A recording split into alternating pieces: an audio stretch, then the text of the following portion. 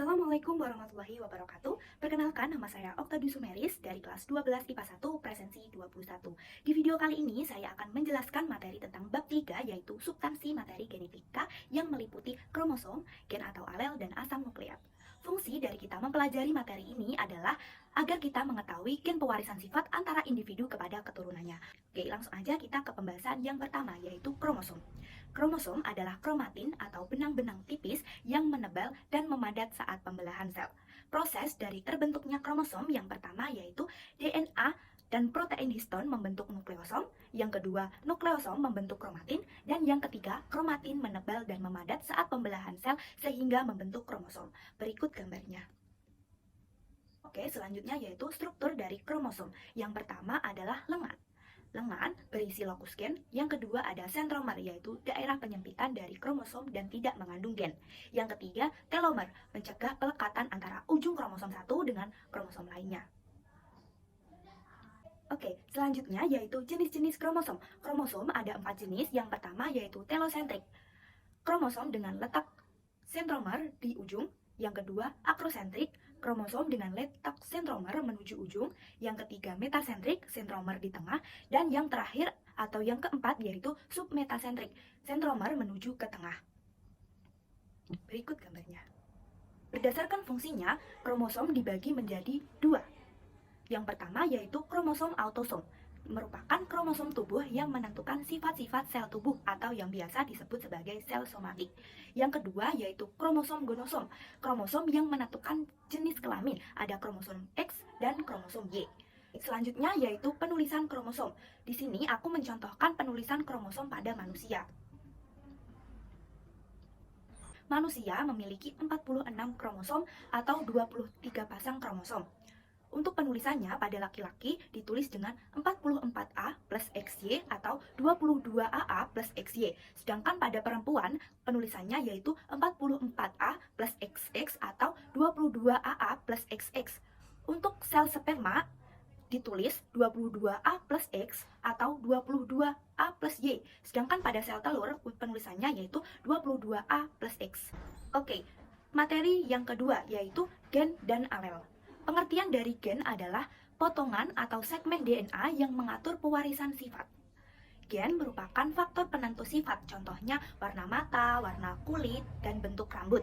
Untuk letaknya di lokus pada kromosom. Sedangkan pengertian dari alel adalah bentuk alternatif gen atau variasi dari gen. Letaknya pada lokus yang bersesuaian di kromosom homolog atau kromosom yang punya susunan gen yang sama. Contohnya nih, pada laki-laki gen penentu warna mata punya alel mata warna biru dan alel mata warna coklat. Jadinya alel yang terbentuk yang pertama laki-laki dengan mata coklat berambut ikal, yang kedua laki-laki bermata biru berambut keriting, dan yang ketiga laki-laki dengan mata coklat berambut lurus. Nah, di antara gen-gen yang sealel ini ada gen yang mengalahkan gen alelnya dan ada gen yang lebih lemah daripada gen alelnya. Untuk gen yang lebih kuat dinamakan gen dominan dan gen yang lemah dinamakan gen resesif, sedangkan gen yang sama-sama kuat dinamakan semi dominan atau intermediate. Oke, selanjutnya kita masuk ke materi yang ketiga atau yang terakhir, yaitu asam nukleat. Bentuk dari materi genetik pada makhluk hidup yaitu DNA dan RNA, sedangkan pada virus DNA atau RNA. Oke, aku akan menjelaskan dari yang pertama yaitu DNA. DNA merupakan kepanjangan dari deoksiribonukleik asid atau asam nukleat yang berbentuk untai ganda. Fungsi dari DNA adalah pembawa informasi genetik yang memberi sifat pada suatu organisme, tepatnya di inti sel, mitokondria, dan kloroplas. Struktur dari DNA yang pertama, DNA berbentuk double helix antiparalel, bentuknya seperti ini, tersusun oleh banyak nukleotida. Dan yang ketiga, setiap nukleotida terdiri dari fosfat, gula pentosa atau gula deoksiribosa, dan basa nitrogen. Untuk fosfat terikat di atom C nomor 5 pada gula pentosa. Basa nitrogen ada dua jenis, yaitu purin dan pirimidin. Nah, untuk purin terdiri dari adenin dan guanin. Adenin simbolnya huruf A dan guanin huruf G. Untuk pirimidin terdiri dari sitosin dan timin. Sitosin bersimbolkan huruf C dan timin huruf T.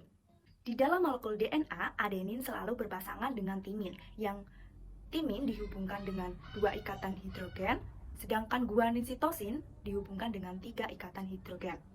Jumlah timin selalu sama dengan pirimidin, dan adenin selalu sama dengan timin, sitosin selalu sama dengan guanin. Kenapa hal ini bisa terjadi? Karena purin dan pirimidin selalu berpasangan, sehingga hal ini menyebabkan jumlah timin dan pirimidin, adenin dan timin, sitosin dan guanin selalu sama.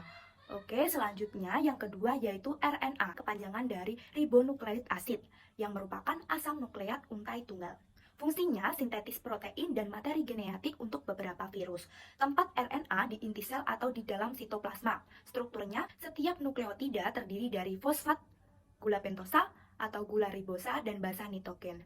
Fosfat terikat juga di atom C nomor 5 pada gula pentosa atau gula ribosa.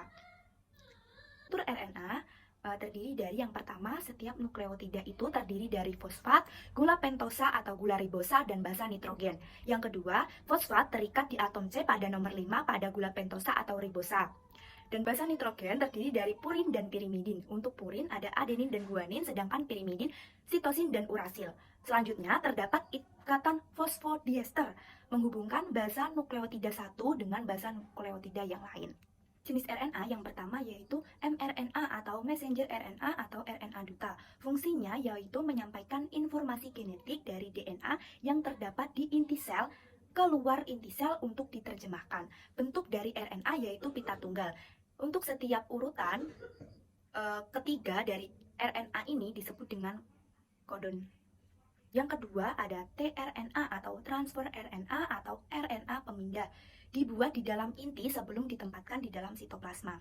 Yang terpenting dari tRNA ini terdapat pada 3 urutan yang terdapat pada ujung lengan yang cocok di kode mRNA. Urutan 3 basa ini disebut sebagai antikodon. 3 yaitu rRNA atau ribosomal RNA, dibuat di dalam inti sel kemudian ditempatkan di dalam ribosom, yang fungsinya untuk membawa asam amino penyusun sesuai dengan kode mRNA. Ada tabel perbedaan antara RNA dan DNA, bisa dilihat di sini. Selanjutnya yaitu tahap sintetis protein. Ada 2 tahap sintetis protein, yang pertama transkripsi dan yang kedua translasi. Apa itu transkripsi? Transkripsi merupakan proses pembentukan mRNA dengan menggunakan DNA sebagai cetakannya, dan lokasinya pada eukariotik di nukleus dan pada prokariotik di sitoplasma. Tahapan yang pertama yaitu inisiasi. RNA polimerase memecah sebagian molekul DNA yang berisi segmen-segmen berupa gen. Dalam gen terdapat bagian ujung yang disebut promoter dan terminator. RNA polimerase akan bergerak dari bagian terminator ke promoter untuk mencegah DNA. Jika RNA polimerase telah berhasil di bagian promoter, maka proses inisiasi ini selesai. 2 ada elongasi. Proses ini yaitu saat RNA polimerase kembali ke terminator setelah mencapai promoter, sehingga terbentuklah mRNA yang akan menyalin kode genetik pada DNA.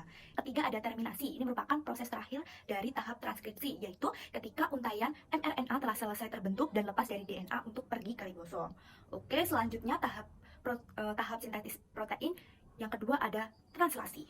Gimana sih tahap dari translasi? Tahap dari translasi gini, ketika mRNA yang membawa salinan DNA berhasil membawanya ke ribosom, terjadilah proses translasi, yaitu proses penerjemahan atau penguraian kode-kode genetik hasil salinan DNA yang sudah dibawa mRNA sebelumnya. Kode ini yang akan menghasilkan polipeptida sebagai penyusun protein. Translasi juga dibagi menjadi 3 tahap. Yang pertama, inisiasi. Pada tahap ini, mRNA datang membawa kodon-kodon DNA sampai ke ribosom. Kodon pertama yang bertemu dengan ribosom disebut kodon start atau AUG. Yang kedua ada elongasi. Kodon yang dibawa oleh mRNA akan diuraikan dan diterjemahkan menjadi asam amino, kemudian masing-masing digabung dengan tRNA yang membawa asam amino untuk menyusun protein. Sehingga gabungan tersebut akan membentuk rantai polipeptida. Yaitu proses translasi atau terakhir yaitu salah satu kodon disebut sebagai kodon stop antara UAA, UAG, dan UGA bertemu dengan ribosom yang kemudian menjadi kodon stop atau AUU. Tujuan dari sintesis protein ini yaitu tujuan utamanya membentuk dan menyusun protein yang akan dimanfaatkan di dalam tubuh sebagai komponen penting dalam susunan tubuh makhluk hidup. Enzim, hormon, dan membran sel dalam tubuh kita ini merupakan proses dari susunan protein. Dan eritrosit pun memerlukan protein untuk mengikat oksigen. Nah, udah selesai nih materi kita, bab 3 yaitu tentang substansi materi genetika. Sekian dari saya, apabila ada salah kata, saya mohon maaf. Wassalamualaikum warahmatullahi wabarakatuh.